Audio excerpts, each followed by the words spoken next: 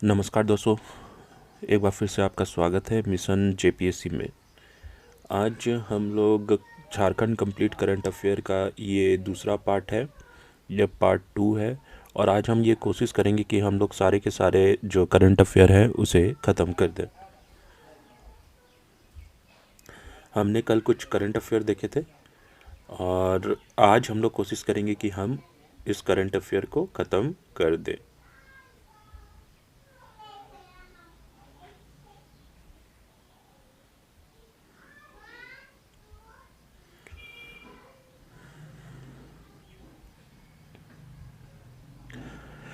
गोड्डा के अंडानी power plant से रोशन होगा बांग्लादेश, 800 मेगावाट बिजली का उत्पादन शुरू। ये एक इम्पॉर्टेंट है क्योंकि ये ऊर्जा से जुड़ा हुआ करंट अफेयर है। 16 दिसंबर 2022 को झारखंड के गोड्डा में बने देश के अब तक के सबसे उत्कृष्ट थर्मल पावर प्लांट में से एक अंडानी पावर प्लांट से पहले चरण में 800 मेगावाट बिजली का उत्पादन शुरू होगा। तो आपको यहाँ से एक सवाल ये पूछ सकता है कि अंडानी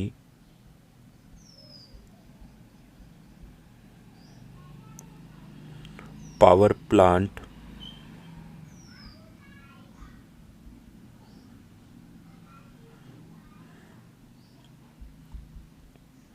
झारखंड के किस जिले में है? तो आप गोड्डा याद करके रखिएगा, ठीक है। गोड्डा याद करके रखिएगा। और साथ ही ये भी आपको याद करके रखना है कि अंडानी पावर प्लांट भारत का एक उत्कृष्ट थर्मल प्लांट है और इसका जो पहले चरण में कितना मेगावाट, 800 मेगावाट बिजली का उत्पादन शुरू किया जाएगा, ठीक है। पहले चरण में 800 मेगावाट का उत्पादन कर बांग्लादेश को बिजली पहुंचाया जाएगा। किस देश को? बांग्लादेश को। इस पावर प्लांट में झारखंड सरकार को 25% बिजली मिलेगी। 2 यूनिट वाले अंडानी पावर प्लांट के पहले फेज में 800 मेगावाट बिजली का उत्पादन का ट्रायल दिसंबर में हो जाने के बाद बांग्लादेश को तय तिथि 16 दिसंबर को पावर ट्रांसमिट किया गया। दूसरे यूनिट के अप्रैल तक चालू होने की बात बताई जा रही है, ठीक है। जो अंडानी थर्मल पावर प्लांट है, इससे किस देश को पहुंचाया जाएगा? बांग्लादेश को। ये भी याद करके रखिएगा, कहे कि पूछ सकता है इस तरह के सवाल, ठीक है, इसलिए ये इम्पोर्टेंट हो जाता है। चलिए नेक्स्ट देखते हैं।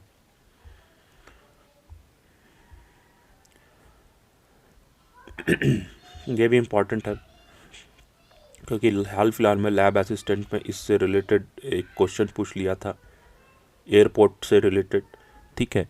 तो झारखंड को 3 नए एयरपोर्ट मिलेंगे, ठीक है। 1 जनवरी 2023 को मीडिया में मिली जानकारी के अनुसार नए साल में झारखंड को 3 नए एयरपोर्ट के तोहफे के रूप में रांची और देवघर के अलावा पूर्वी सिंहभूम धालभूमगढ़ एयरपोर्ट के अलावा बोकारो और दुमका में भी एयरपोर्ट की सुविधा मिलेगी।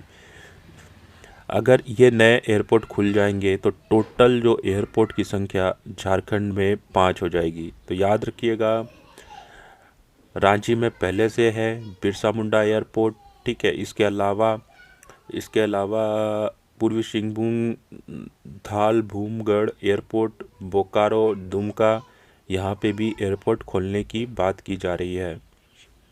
आप बस इसको 2 स्टार लगा करके दिमाग में याद कर लीजिए। ये एक इम्पॉर्टेंट है क्योंकि ये झारखंड के मौसम से जुड़ा हुआ है, ठीक है। रांची मौसम केंद्र भारत का सर्वश्रेष्ठ मौसम केंद्र घोषित। 15 जनवरी 2023 को नई दिल्ली के मौसम भवन के वरिष्ठ सभागार में भारत मौसम विज्ञान विभाग के 148वें स्थापना दिवस पर आयोजित समारोह में रांची मौसम केंद्र को भारत का सर्वश्रेष्ठ मौसम केंद्र घोषित किया गया, ठीक है।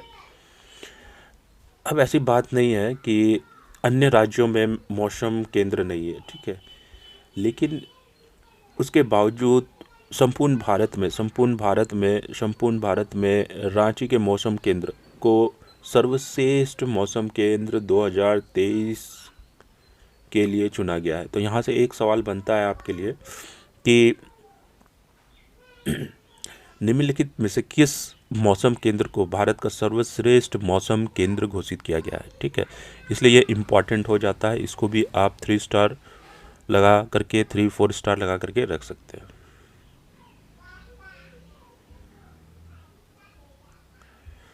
ये अपने आप में एक बहुत ही अच्छी पहल है, इसलिए आप इसको भी 3-4 स्टार लगा करके रख सकते हैं। झारखंड का पहला बर्तन बैंक, ये सवाल आपसे पूछ सकता है कि झारखंड का पहला बर्तन बैंक किस जिले में है। झारखंड के गुमला जिले के डीसी सुशांत गौरव और गुमला नगर परिषद अध्यक्ष दीप नारायण उरांव ने शहर में झारखंड के पहले बर्तन बैंक का उद्घाटन संयुक्त रूप से किया। सिंगल यूज प्लास्टिक के खिलाफ एक कदम आगे बढ़ते हुए गुमला नगर परिषद ने यह पहल की है। गुमला जिले के डीसी सुशांत गौरव ने बर्तन बैंक को सर्कुलर इकोनॉमी का बेहतर उदाहरण देते हुए नगर परिषद की इस पहल को अभिनव तथा अनुकरणीय बताया है। ठीक है, तो यहाँ से एक सवाल बनता है कि झारखंड का पहला बर्तन बैंक किस जिले में खोला गया। तो ये आप गुमला जिला याद करके रखिए।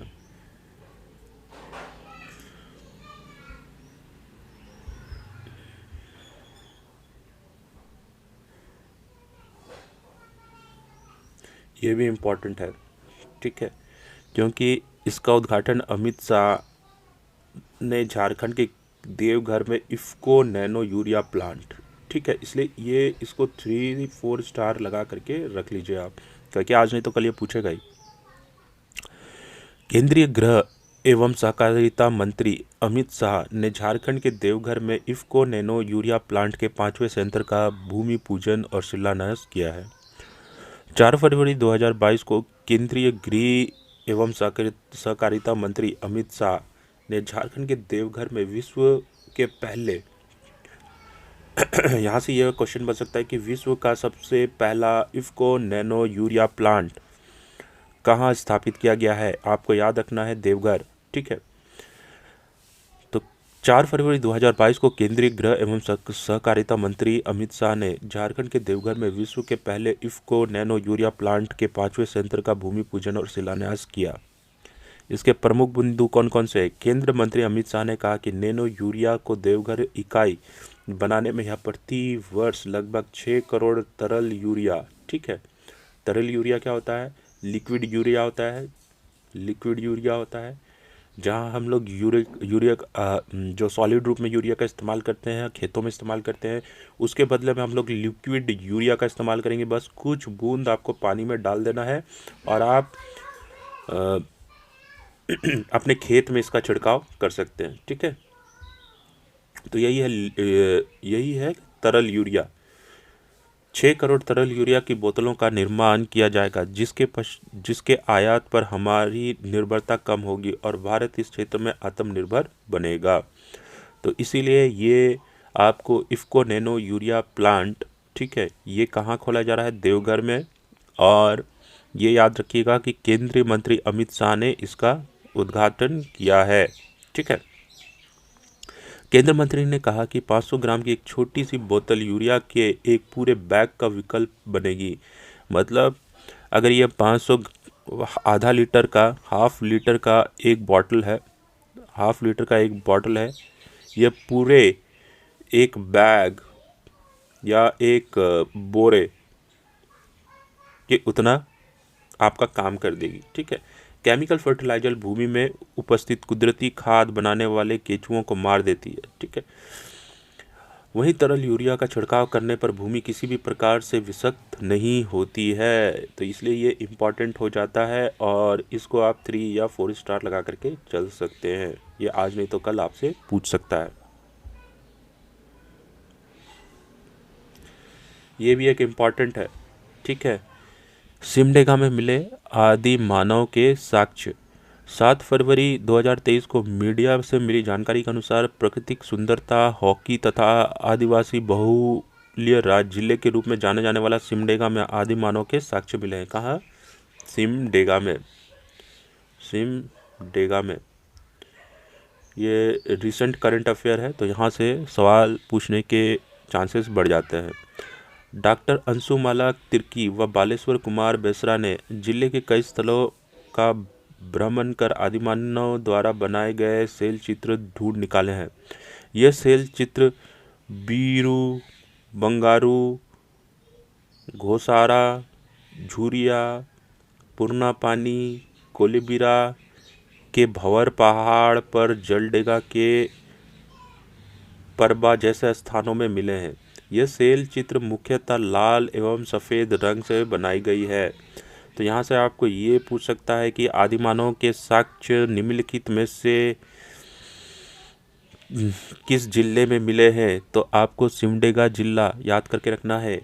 और सिमडेगा जिला, यहाँ से और एक क्वेश्चन बनेगा कि सिमडेगा जिला के अंतर्गत पाए गए आदिमानव के साक्ष्य में शैल चित्रों में किस तरह के रंग दिए गए हैं? तो लाल एवं सफ़ेद रंग से बनाए गए हैं। ठीक है, ये भी याद करके आप रख लीजिए। इन चित्रों में आखेट, जंगली जानवर, डोमेस्टिकेशन व ज्यामितीय आकृतियाँ है। ठीक है, इसलिए ये इम्पोर्टेंट हो जाता है। जैसा कि आप यहाँ फोटो में देख सकते हैं, यही शैल चित्र सिमडेगा से प्राप्त हुए हैं। यही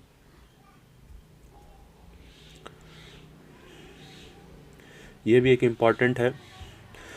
झारखंड के जमशेदपुर, बोकारो, धनबाद में बनेगा सॉफ्टवेयर टेक्नोलॉजी पार्क। ठीक है, अभी ये लेटेस्ट है, इसलिए यहाँ से पूछ सकता है सॉफ्टवेयर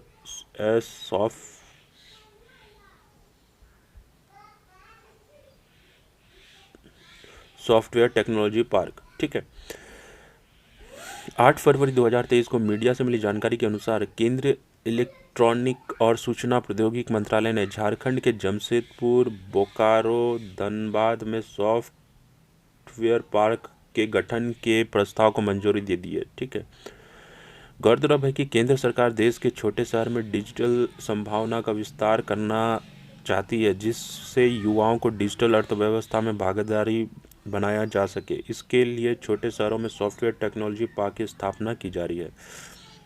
ठीक है, तो जमशेदपुर, बोकारो, धनबाद, इसके अलावा सॉफ्टवेयर टेक्नोलॉजी पार्क अभी कहाँ है? वर्तमान समय में रांची में। रांची के कौन सी जगह में है? नामकुम, ये याद करके रखिएगा। ठीक है, ये भी इसलिए इम्पोर्टेंट करंट अफेयर हो जाता है। ये इम्पॉर्टेंट है, आज नहीं तो कल किसी एग्ज़ाम में पूछ सकता है। झारखंड के नए राज्यपाल कौन है? CP राधाकृष्ण। चलिए इनके बारे में ये जान लेते हैं। ये जो फोटो देख रहे हैं आप, यही है CP राधाकृष्ण।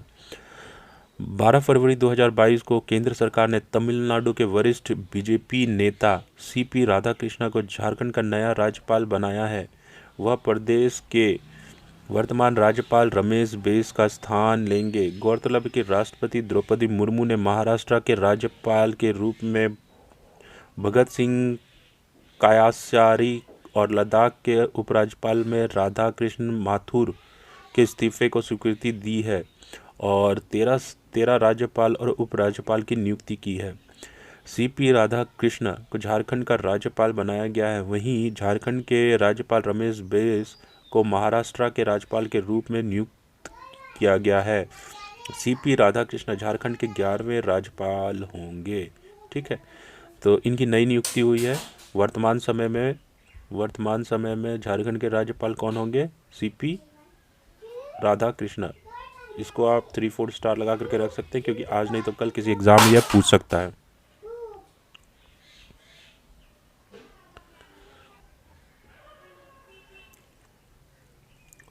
नेक्स्ट देख लेते हैं, अजय कुमार सिंह बने झारखंड के नए DGP। ठीक है, ये फोटो आप देख सकते हैं, ये अब झारखंड के नए DGP हैं, डायरेक्टर जनरल ऑफ पुलिस। 14 फरवरी 2023 को सरकारी अधिसूचना में जानकारी दी गई कि वरिष्ठ IAS अधिकारी अजय कुमार सिंह को झारखंड का नया पुलिस महानिदेशक DGP नियुक्त किया गया है। ये आप 3-4 स्टार लगा करके चल सकते हैं, क्योंकि ये कभी कभी पूछ लेता है करंट अफेयर में। नए डीजीपी कौन है? अजय कुमार सिंह।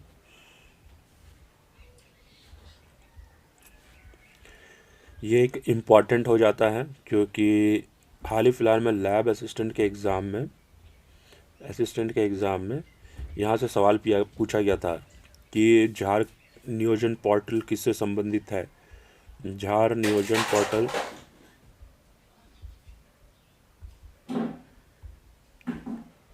पोर्टल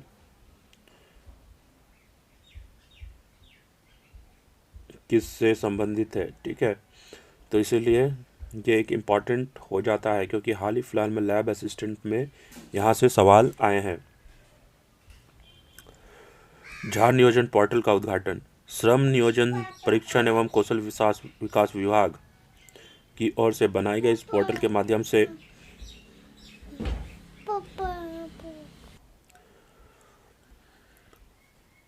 यहाँ से लैब असिस्टेंट में सवाल आ गया है। झार नियोजन पोर्टल किससे संबंधित है? इसको 3-4 स्टार लगा करके रख सकते हैं क्योंकि यह क्वेश्चन वापस से रिपीट हो सकता है। श्रम नियोजन प्रशिक्षण एवं कौशल विभाग की ओर से बनाए गए इस पोर्टल के माध्यम से सरकार नियोक्ता एवं रोजगार ढूंढ रहे अभ्यर्थियों को प्लेटफॉर्म देने का प्रयास करेगी, ठीक है। तो ये चीज़ आपको नोट डाउन करके रखना है, ठीक है। किसके लिए ये बनाया गया है? बेरोजगार लोगों को श्रम देने के लिए, ठीक है, इस पोर्टल का निर्माण किया गया है। पोर्टल पर नियोक्ता अपने व्यवसाय एवं उससे संबंधित मानव बल के बारे में जानकारी साझा कर सकते हैं। इस अवसर पर मुख्यमंत्री हेमंत सोरेन ने बताया कि नियोजन पोर्टल से निजी क्षेत्र में नियुक्ति की मॉनिटरिंग हो सकेगी। इसकी योजना पहले से लागू है पर वेब पोर्टल की कमी थी, अब यह बेहतर तरीके से होगा, ठीक है। तो इसलिए झार नियोजन पोर्टल आप एक बार जरूर देख लीजिएगा। तो इसी के साथ ही हम लोग का पार्ट 2 ख़त्म होता है और इसमें कुछ चीज़ें छूट रही है जिसे मैं और एक वीडियो बना करके आप लोग के सामने लेकर के आऊँगा एक नेक्स्ट क्लास में, ठीक है। मिलते हैं, बाय बाय।